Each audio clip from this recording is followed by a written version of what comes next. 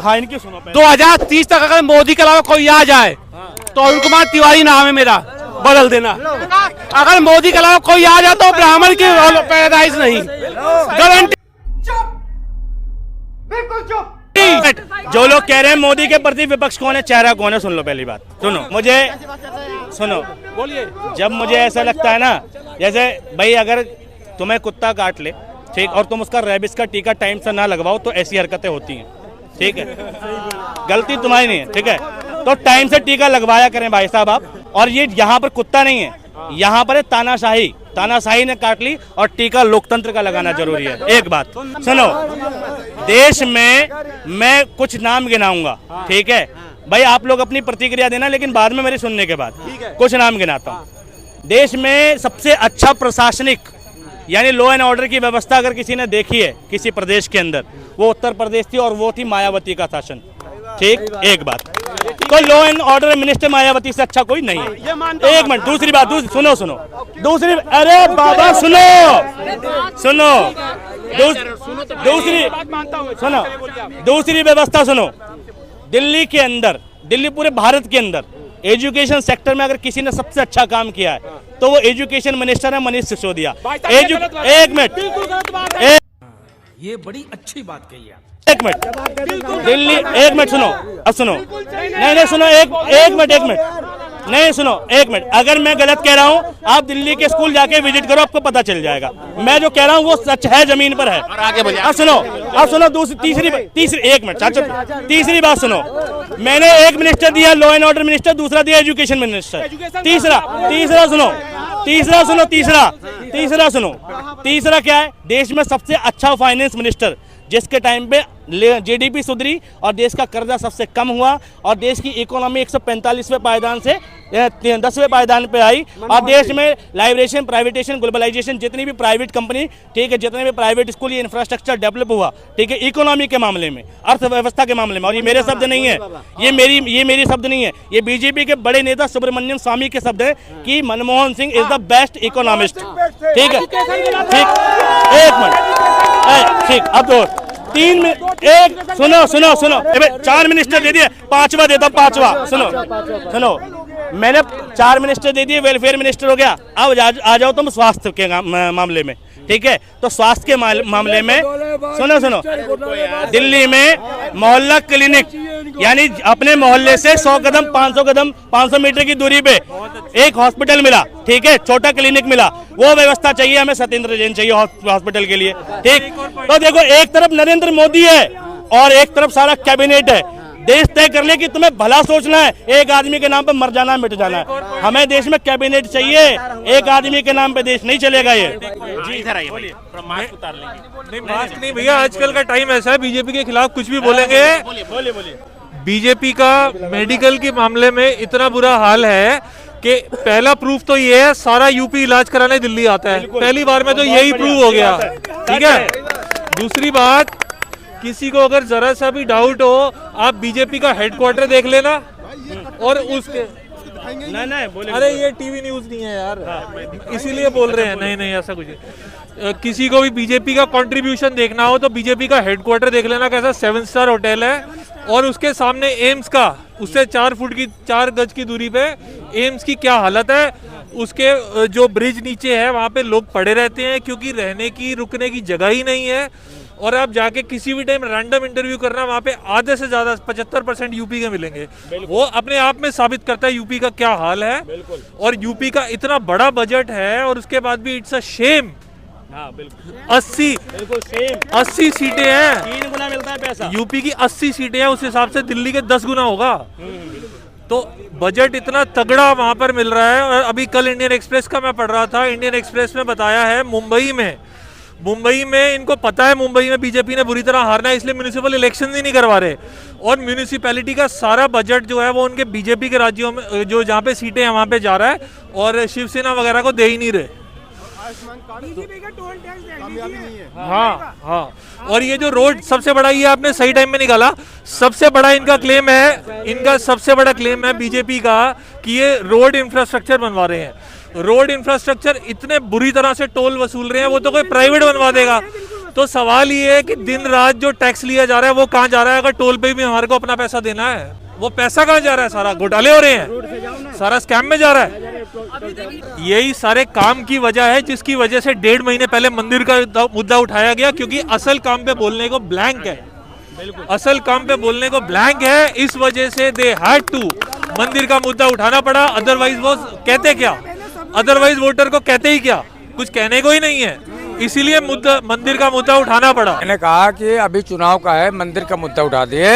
ये मंदिर supreme court का द्वारा फैसला है, इसमें बीजेपी कोई राजनीति नहीं कर रही।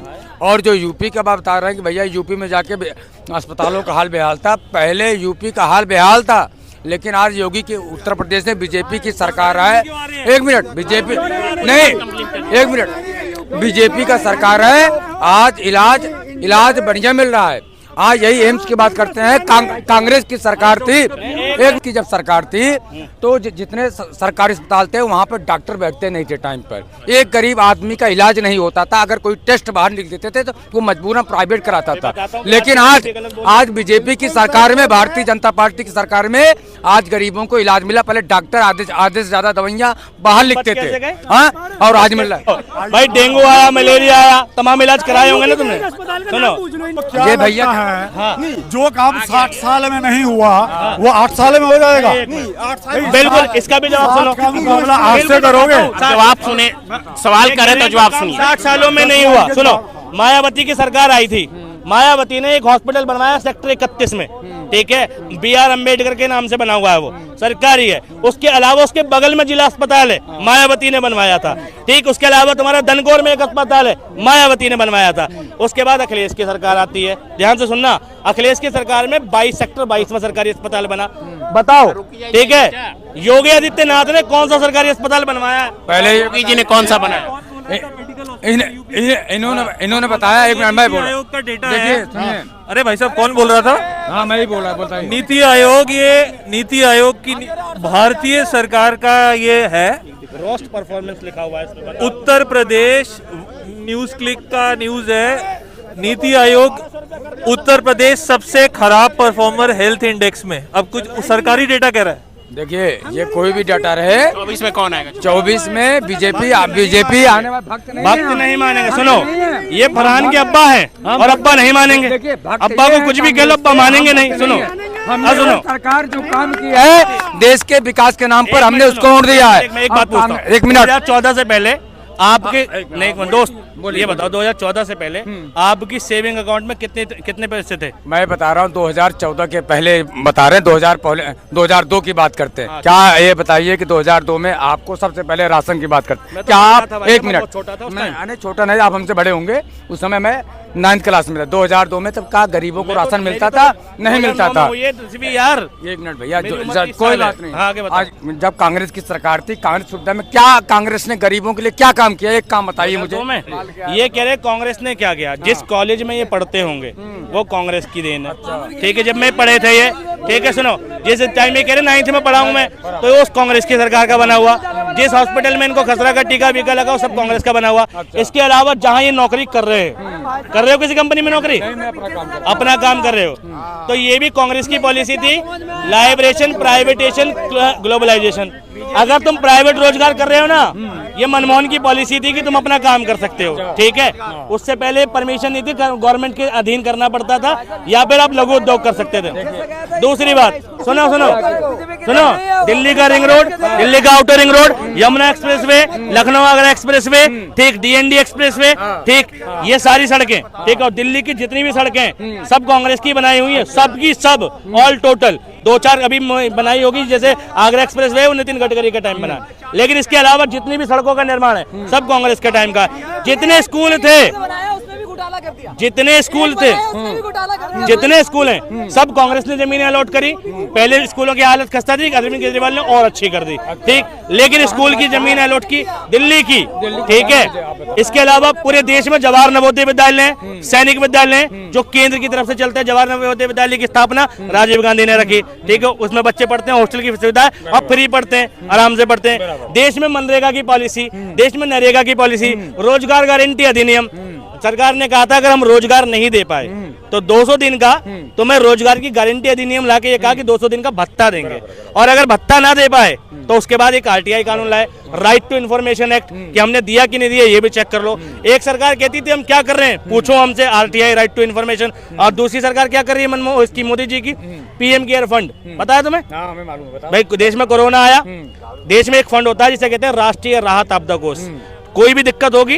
उस जगह से पैसा निकलेगा और देश में उस जगह खर्च होगा, डिजास्टर आएगा आपदा आएगा उस जगह खर्च होगा। इसके बावजूद मोदी जी ने एक और फंड बनाया कोरोना में, कौन सा फंड? ये कहते हैं पीएम केयर फंड, ठीक है, और उसमें देश की जनता से कहा कि डोनेट करो, देश में डोनेट करने को कहा। 130 करोड़ की आबादी थी उस टाइम पे, एक एक आदमी ने अगर 1-1 रुपए भी डोनेट किया होगा कितने रुपए आए?